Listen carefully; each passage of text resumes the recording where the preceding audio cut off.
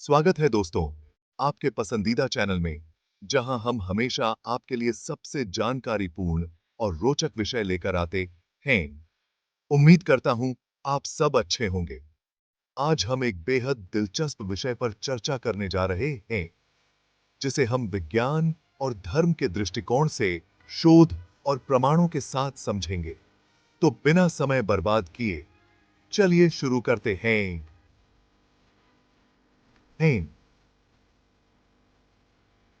जिस मोमेंट से हमें अपने होने का एहसास होता है, एक बेसिक सवाल हमारे मन में आता है, हम आखिर आए कहां से? ये जो यूनिवर्स इतना बड़ा है और लाइफ इतनी कॉम्प्लिकेटेड है, ये देखकर हम हैरान भी होते हैं और क्यूरियस भी। सदियों से इंसान इस सवाल का जवाब ढूंढने की कोशिश करता रहा है, कभी धर्म की तरफ तो कभी साइंस की तरफ। अपनी ओरिजिन को समझने की खातिर ये जो हमारी तलाश है, आईसी ने तो हमारी कल्चर्स, फिलॉसफीज और खुद की पहचान को भी शेप किया है।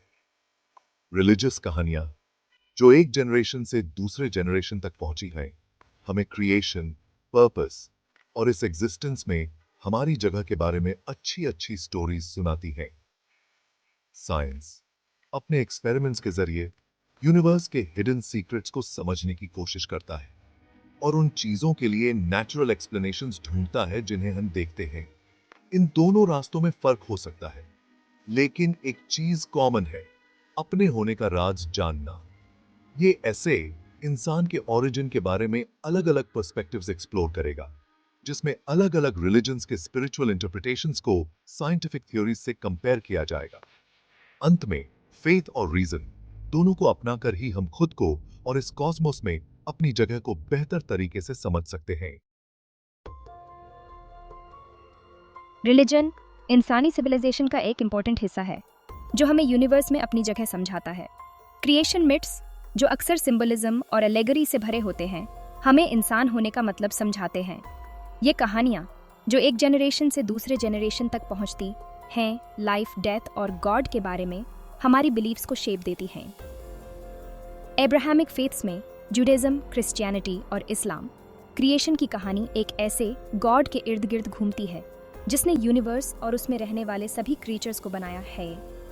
जेनेसिस की किताब में लिखा है कि गॉड ने एडम को, जो पहला आदमी था, मिट्टी से बनाया और ईव को, जो पहली औरत थी, एडम की पसली से बनाया। ये कहानी गॉड और इंसान के स्पेशल रिलेशनशिप को हाईलाइट करती है और इंसान को क्रिएशन के सबसे ऊपर रखती है। हिंदुइज्म, जिसका टाइम के बारे में सिक्लिकल व्यू है, ब्राह्मा की बात करता है, जो क्रिएटर गॉड हैं और जो टाइम टाइम पर यूनिवर्स को क्रिएट और डिस्ट्रॉय करते हैं। दूसरी तरफ बुद्धिज्म जन्म, मृत्यु और पुनर्जन्म, samsara के साइकिल पर फोकस करता है और इस फिजिकल वर्ल्ड की टेम्पररी नेचर और इस साइकिल से मुक्ति के लिए एनलाइटनमेंट की तरफ बढ़ने पर जोर देता है। साइंस, ऑब्जर्वेशन, एक्सपेरिमेंट्स और एनालिसिस के थ्रू नेचुरल वर्ल्ड को एम्पिरिकल एविडेंस के आधार पर समझने की कोशिश करता है। एवोल्यूशन के थ्योरी, जो मॉडर्न बायोलॉजी का एक इम्पॉर्टेंट हिस्सा है, ये बताता है कि अर्थ पर लाइफ की शुरुआत एक कॉमन एंसेस्टर से हुई है। ये थ्योरी, जिसके प्रूफ में बहुत सारे फॉसिल्स और जेनेटिक एविडेंस हैं, ये बताता है कि इंसान एप लाइक एंसेस्टर से लाखों ईयर्स में ग्रेजुअली इवॉल्व हुए हैं। नेचुरल सिलेक्शन, जो एवोल्यूशन का एक इम्पॉर्टेंट मैकेनिज्म है, उन इंडिविजुअल्स को फेवर करता है जिनके ट्रेड्स उन्हें सर्वाइवल और रिप्रोडक्शन में मदद करते हैं। एक और ground breaking scientific theory, big bang, universe की शुरुआत के बारे में बताता है। इस मॉडल के हिसाब से यूनिवर्स की शुरुआत एक बहुत ही हॉट, डेंस स्टेट से हुई थी, लगभग 13.8 बिलियन ईयर्स पहले, और तब से ये एक्सपैंड और कूल हो रहा है। बिग बैंग थ्योरी को बहुत सारे एस्ट्रोनॉमिकल ऑब्जर्वेशन सपोर्ट करते हैं, जिसमें डिस्टेंट गैलेक्सीज का रेडशिफ्ट और कॉस्मिक माइक्रोवेव बैकग्राउंड रेडिएशन भी शामिल हैं। सेक्शन 4, एडम और ईव, बाइबल क्या कहती है? जेनेसिस की किताब, जिसको जूज और क्रिश्चियंस दोनों मानते हैं, एडम और ईव की कहानी बताती है, जो गार्डन ऑफ ईडन में रहते थे। गॉड के जैसे बनाए गए, एडम और ईव को गार्डन की देखभाल करने और नेचर के साथ हार्मनी में रहने का काम सौंपा गया था। हालांकि सांप के बहकावे में आकर उन्होंने गॉड की बात नहीं मानी और ट्री ऑफ नॉलेज का फॉरबिडन फ्रूट खा लिया। उनकी इस डिसोबीडियंस को, जिसे फॉल कहा जाता है, के बहुत सीरियस कॉन्सिक्वेंसेस हुए और दुनिया में पाप और दुख आ गए। एडम और ईव की कहानी फ्री विल, ओबीडियंस और डिवाइन गाइडेंस से भटकने के कॉन्सिक्वेंसेस की इंपॉर्टेंस को हाईलाइट करती है। ये ओरिजिनल सिन का कॉन्सेप्ट भी एस्टैब्लिश करती है, जो गॉड से सेपरेशन की एक स्टेट है, जो एडम और ईव के डिसेंडेंट्स होने के नाते सभी ह्यूमंस को इनहेरिट हुई है। सेक्शन 5, कुरान क्या कहता है? इंसान धरती के रखवाले। कुरान, इस्लाम की होली बुक, एडम को पहला इंसान और ह्यूमनकाइंड का फादर बताती है। अल्लाह, गॉड द्वारा मिट्टी से बनाए गए एडम को नॉलेज और फ्री विल दिया गया है। अल्लाह एडम में जान फूंकते हैं और उन्हें धरती पर अपना कालीफा, प्रतिनिधि नियुक्त करते हैं। यह डेजिग्नेशन इस बात पर जोर देता है कि ह्यूमंस को धरती और उसके निवासियों की देखभाल की जिम्मेदारी सौंपी गई है। कुरान नेचर के साथ हार्मनी में रहने, सभी क्रीचर्स का सम्मान करने और रिसोर्सेज का वाइजली उपयोग करने की इंपॉर्टेंस पर प्रकाश डालती है। बाइबल की कहानी के विपरीत कुरान ओरिजिनल सिन के कॉन्सेप्ट को एडम के वंशजों पर नहीं थोपती है। इसके बजाय ये एक व्यक्ति के एक्शंस के लिए उसकी पर्सनल अकाउंटेबिलिटी और अल्लाह से फॉरगिवनेस और गाइडेंस मांगने की इंपॉर्टेंस पर जोर देती है। सेक्शन 6, हिंदुइज्म का सिक्लिकल व्यू, धर्मा, कार्मा और पुनर्जन्म। हिंदुइज्म दुनिया के सबसे पुराने रिलीजनों में से एक है, जो ह्यूमन ऑरिजिन्स और एग्जिस्टेंस पर एक यूनिक पर्सपेक्टिव प्रदान करता है। हिंदुइज्म के केंद्र में ब्राह्मण का कॉन्सेप्ट है, जो सबसे बड़ा सत्य है, जहां से सभी प्राणी आते हैं। हिंदू बिलीफ्स के अनुसार मनुष्य सिर्फ एक बार नहीं बनते, बल्कि जन्म, मृत्यु और पुनर्जन्म के बहुत सारे साइकिल से गुजरते हैं, जिसे संसार कहा जाता है। जीवन का यह साइक्लिकल व्यू कर्म के नियमों से चलता है, जहां एक जीवन में किए गए कर्म अगले जीवन की स्थितियों को प्रभावित करते हैं। धर्मा अपने कर्तव्य और उद्देश्य के अनुसार जीना, स्पिरिचुअल प्रोग्रेस और संसार के साइकिल से मुक्ति के लिए बहुत जरूरी है। सभी प्राणियों की इंटरकनेक्टेडनेस और अस्तित्व की साइक्लिकल नेचर पर हिंदुइज्म का एम्फेसिस हमें जीवन का उद्देश्य और एथिकली जीने की इंपॉर्टेंस को समझने के लिए एक फ्रेमवर्क प्रदान करता है। सेक्शन 7, बुद्धिज्म का एनलाइटनमेंट का मार्ग, सामसारा से मुक्ति।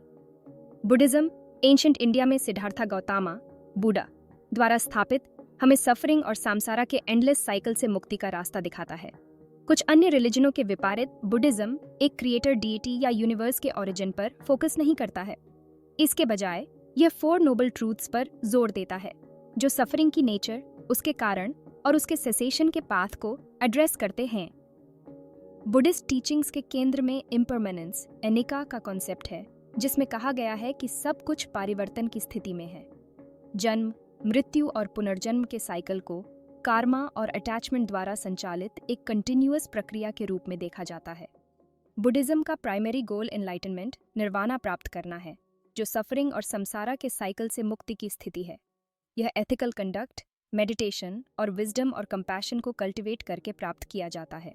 हम कहाँ से आए, इस सवाल का जवाब ढूंढते हुए अब हम पृथ्वी के निर्माण और जीवन के अनुकूलता के वैज्ञानिक सिद्धांतों की तरफ मुड़ते हैं। बिग बैंग थ्योरी के अनुसार लगभग 13.8 अरब साल पहले ब्रह्मांड का जन्म हुआ। इसके बाद लगभग 4.5 अरब साल पहले हमारी पृथ्वी बनी, जो जीवन के लिए अनुकूल परिस्थितियों से भरपूर थी। पृथ्वी पर पानी, स्थिर जलवायु और एक सुरक्षात्मक वातावरण ने जीवन के विकास के लिए एकदम सही परिस्थितियां बनाई। वैज्ञानिकों का मानना है कि जीवन की शुरुआत अबायोजेनेसिस से हुई। अबायोजेनेसिस मतलब जीवन निर्जीव पदार्थों से उत्पन्न हुआ, पहले सरल जीव बने और फिर जटिल जीवों का विकास हुआ। ये सरल जीव धीरे धीरे जटिल जीवन रूपों में विकसित हुए और आज के विविध जीवों का जन्म हुआ। एंथ्रोपिक प्रिंसिपल कहता है कि ब्रह्मांड के नियम जीवन के अस्तित्व के लिए बारीकी से जुड़े हैं। ये सिद्धांत बताता है कि ब्रह्मांड के ये नियम जीवन, खासकर बुद्धिमान जीवन के अस्तित्व के लिए अनुकूल हैं। इस प्रकार पृथ्वी पर जीवन की उत्पत्ति और विकास ब्रह्मांड के इन अद्वितीय परिस्थितियों के कारण संभव हो पाया। ये हमें दिखाता है कि कैसे पृथ्वी के निर्माण से लेकर आज के जटिल जीवन रूपों तक का सफर तय हुआ। विज्ञान हमें हमारे ग्रह और जीवन की उत्पत्ति की एक विस्तृत और लगातार विकसित हो रही तस्वीर देता है। ये हमें दिखाता है कि कैसे हम ब्रह्मांड की इन अद्वितीय परिस्थितियों के कारण अस्तित्व में आए। देखो दोस्तों, जब हम इंसानों की शुरुआत की बात करते हैं तो एक बात साफ हो जाती है कि धर्म और साइंस दोनों के नजरिए अक्सर कुछ खास पॉइंट्स पर मिलते हैं, भले ही उनके तरीके अलग अलग हों। सबसे पहले इंसानों की सोच समझ, राइट और रॉन्ग में फ़र्क करने की काबिलियत और सामाजिक व्यवहार, ये सब चीज़ें धर्म और साइंस दोनों ही मानते हैं। धर्म अक्सर आय से किसी ऊपर वाले की देन मानता है, जबकि साइंस आय से एवोल्यूशन और दिमाग के हिसाब से समझने की कोशिश करता है। लेकिन दोनों इस बात पर राजी हैं कि इंसानों के पास एक अलग तरह की समझ और नैतिकता है जो हमें बाकी जानवरों से अलग बनाती है। दूसरी बात, जिंदगी का कोई मकसद होना। इस बात पर भी धर्म और साइंस के कुछ फिलोसॉफिकल सोच विचार मिलते हैं। बहुत से धर्म मानते हैं कि इंसानी जिंदगी का कोई खास मकसद होता है जो अक्सर किसी ऊपरी शक्ति या उनके बनाए हुए प्लान से जुड़ा होता है। उसी तरह साइंस की कुछ थ्योरीज भी बताती हैं कि हमारा वजूद बस यूं ही नहीं हो गया, बल्कि हम एक बड़े इंटरकनेक्टेड सिस्टम का हिस्सा हैं जो हमें एक मकसद देता है। आखिर में धर्म और साइंस दोनों ही जिंदगी और एनवायरनमेंट को बचाने की अहमियत पर जोर देते हैं। धर्म इसे ऊपर वाले की बनाई हुई चीज़ों की इज्जत और हिफाजत करने का एक नैतिक फ़र्ज मानते हैं, जबकि साइंस इस बात को रेखांकित करता है कि बायोडाइवर्सिटी और इकोसिस्टम्स को बचाना हमारी धरती और आने वाली जनरेशन्स के बचाव के लिए बहुत ज़रूरी है। भले ही दोनों के रीजंस अलग हों, लेकिन हमारा मकसद हमारी दुनिया को बचाना एक मजबूत मुद्दा है जहां दोनों सहमत होते हैं। इंसानी समझ के इस बड़े से बड़े पिक्चर में धर्म और साइंस के बीच के ये मिलते जुलते पॉइंट्स हमें अपनी शुरुआत और इस दुनिया में अपनी जगह के बारे में एक गहरा और ज़्यादा बारीक नज़रिया देते हैं। ये हमें याद दिलाते हैं कि अपने डिफरेंसेस के बावजूद हम सब नॉलेज, मकसद और धरती पर जिंदगी को बचाने की खोज में एक साथ हैं। धर्म और विज्ञान में कुछ दिलचस्प बातें तो मिलती जुलती हैं, लेकिन ये भी जानना ज़रूरी है कि दोनों कहाँ अलग हो जाते हैं। ये अलग अलग नज़रिए अक्सर एक ही चीज़ के बारे में हमारी समझ को और भी बेहतर बनाते हैं। चलो 3 ऐसे एरियाज पर गौर करते हैं जहाँ धर्म और विज्ञान के रास्ते अलग अलग हो जाते हैं। पहला, दुनिया के बनने का समय। धार्मिक किताबों में अक्सर दुनिया के बनने का एक खास और छोटा समय बताया जाता है, जैसे कि बाइबल में 6 दिन की बात है। लेकिन दूसरी तरफ विज्ञान एक बहुत लंबी प्रक्रिया बताता है जो अरबों साल पुरानी है। विज्ञान के मुताबिक ब्रह्मांड लगभग 13.8 अरब साल पहले बना और हमारी धरती लगभग 4.5 अरब साल पहले। विज्ञान की ये टाइमलाइन कॉस्मोलॉजी, जियोलॉजी और बायोलॉजी जैसे फील्ड से मिले ढेरों सबूतों पर आधारित है। दूसरा, जीवन की शुरुआत। धर्म अक्सर जीवन की शुरुआत को किसी बहुत बड़ी शक्ति के क्रिएशन से जोड़ता है। बहुत सी धार्मिक कहानियों में जिंदगी को एक तोहफा बताया जाता है जिसे जानबूझकर बनाया गया है। वहीं दूसरी तरफ विज्ञान जीवन की शुरुआत को नेचुरल प्रोसेसेस से समझाता है, जैसे एवोल्यूशन और एबियोजेनेसिस। एवोल्यूशनरी बायोलॉजी हमें ये समझने का तरीका देता है कि कैसे लाखों करोड़ों सालों में जिंदगी अलग अलग रूपों में आई और ढली। वहीं एबियोजेनेसिस ये पता लगाने की कोशिश करता है कि कैसे निर्जीव चीज़ों से केमिकल प्रोसेसेस के जरिए जिंदगी की शुरुआत हुई होगी। आखिरी, जीने का मकसद। धार्मिक विचारों में अक्सर एक आध्यात्मिक मकसद होता है, यानी जिंदगी का कोई बड़ा मकसद है या वो किसी डिवाइन प्लान का हिस्सा है।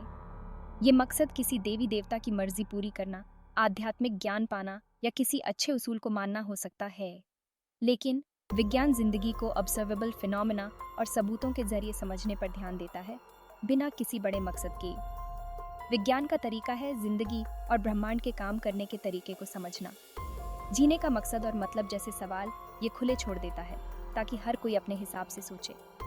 ये अलग अलग नज़रिए हमारी सोच की गहराई और पेचीदगी को दिखाते हैं। धर्म और विज्ञान दोनों के व्यू पॉइंट्स को देखकर हम अपनी शुरुआत, अपने मकसद और ब्रह्मांड के स्वरूप को और भी बेहतर तरीके से समझ सकते हैं। हो सकता है धर्म और विज्ञान हमेशा एकमत ना हो, लेकिन इनके अलग अलग नज़रिए हमारे अस्तित्व को परिभाषित करने वाले रहस्यों को जाने का एक बड़ा और विस्तृत रास्ता देते हैं। दोस्तों, जब हम जिंदगी के रहस्यों में झांकते हैं तो कई सवाल और थ्योरीज हमारे सामने आते हैं। ये सवाल साइंस और धर्म दोनों को जोड़ते हैं। सबसे पहले ये समझते हैं कि चेतना क्या है, कौन सी चीज़ हमें जागरूक बनाती है, हमें सोचने समझने की शक्ति देती है और भावनाएं देती है। धर्म अक्सर चेतना को एक दिव्य चिंगारी या आत्मा बताते हैं जो हमेशा रहती है, शरीर के मरने के बाद भी। वहीं दूसरी तरफ साइंटिस्ट इस दिमाग की नसों और केमिकल्स को समझकर चेतना को समझने की कोशिश करते हैं। न्यूरोसाइंस में तरक्की के बावजूद भी चेतना का असली सोर्स और उसका स्वभाव आज भी एक बड़ा रहस्य है। इसीलिए दोनों फील्ड्स में इस पर बहस होती रहती है। अब बात करते हैं मल्टीवर्स थ्योरी की। ये सोचा जाता है कि शायद हमारा ब्रह्मांड कई यूनिवर्सों में से सिर्फ एक है और बाकी यूनिवर्सों के अपने फिजिक्स के नियम हो सकते हैं। ये थ्योरी एडवांस्ड फिजिक्स और कॉस्मोलॉजी से जुड़ी है और इसीलिए ये धर्म के उस सोच को चुनौती देती है जिसमें सिर्फ एक क्रिएशन की बात होती है। कुछ लोग आई से धर्म के खिलाफ मानते हैं तो कुछ लोग मल्टीवर्स को डिवाइन क्रिएशन से जोड़कर देखते हैं। वो कहते हैं कि एक सुप्रीम बीइंग ने ढेरों ब्रह्मांड बनाए होंगे और हर एक का अपना मकसद होगा। आखिर में बात करते हैं पृथ्वी के बाहर जीवन की संभावना के बारे में। अगर हमें पृथ्वी के बाहर जीवन मिल जाए तो आइस का साइंस और धर्म दोनों पर गहरा असर पड़ेगा। साइंटिस्ट के लिए ये ब्रह्मांड में जीवन की विविधता और उसके ओरिजिन्स को समझने में एक बड़ा कदम होगा। कई रिलीजनों के लिए ये इंसानों की यूनिकनेस और डिवाइन प्लान में हमारी जगह के बारे में फिर से सोचने का मौका होगा। कुछ धार्मिक थिंकर्स ये कहते हैं कि पृथ्वी के बाहर जीवन का होना किसी डीटी की रचनात्मक शक्ति का विस्तार हो सकता है। वहीं कुछ लोग आईएससी अपने फ्रेमवर्क्स में शामिल करने में मुश्किल महसूस करेंगे। ये अनछुए सवाल और थ्योरीज दिखाते हैं कि साइंस और धर्म के बीच में बातचीत हमेशा चलती रहती है। दोनों ही अपने अपने तरीके से हमारे एग्जिस्टेंस और इस ब्रह्मांड के बुनियादी सच्चाइयों को समझने की कोशिश करते हैं। जैसे जैसे हमारी ज्ञान की खोज जारी रहेगी, साइंस और धर्म का ये मेल हमें नई इंसाइट्स और गहरी समझ की तरफ ले जाएगा। चलिए दोस्तों, इंसान कहाँ से आया, हमारी जिंदगी का मकसद क्या है, ऐसे ही गहरे सवालों के जवाब ढूंढते ढूंढते हम पहुंच जाते हैं जहां साइंस और धर्म मिलते हैं। दोनों ही हमें अलग अलग नजरिए देते हैं, दोनों ही हमारे सोचने के तरीके को चुनौती देते हैं। इस तरह हम बेहतर ढंग से समझ पाते हैं कि हम कौन हैं और कहां से आए हैं। धर्म की दुनिया में ईश्वर की रचना, आत्मा की अमृता, इन सब बातों पर जोर दिया जाता है। वहीं साइंस की दुनिया में दिमाग कैसे काम करता है, ब्रह्मांड के रहस्य और क्या कहीं और भी जीवन हो सकता है, इन सब की खोज की जाती है। ये दोनों रास्ते कभी अलग अलग लगते हैं लेकिन कई बार मिल भी जाते हैं और यही बात हमें गहराई से सोचने पर मजबूर करती है। धर्म हमें बताता है कि किसी उच्च शक्ति ने हमें एक मकसद से बनाया है, कि हमें अच्छे गुण अपनाने चाहिए और कि हमारी आत्मा की यात्रा अनंत है। वहीं साइंस हमें एक ढांचा देता है जिससे हम दिमाग, ब्रह्मांड और धरती के बाहर जीवन की संभावनाओं के बारे में खोज कर सकते हैं। हमें दोनों तरीकों की अहमियत समझनी चाहिए।